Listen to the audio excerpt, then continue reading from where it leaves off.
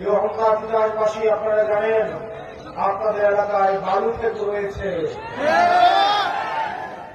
তাদের দলের নেতা কর্মীরা আমাদেরকে ফোন করে অভিযোগ দেয়, আমরা তার কাছ থেকে মুক্তি চাই, এই বালু ঠাকুর থেকে মুক্তি চাই, এই ভণ্ড শিক্ষক থেকে মুক্তি চাই, এই কমিটি বাণিজ্য যে করে বিএনপি দলটাকে ভেঙে তুলে তছনছ করে দিয়েছে তার থেকে আমরা মুক্তি চাই।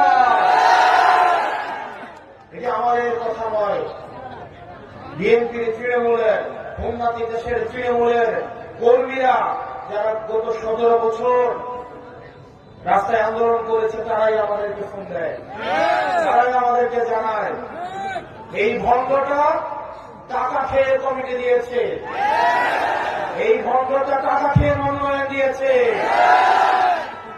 এই মেঘনার বাল বিক্রি করে যার সংসার চলে তাকে হুমনা থেকে উৎখাত করতে হবে।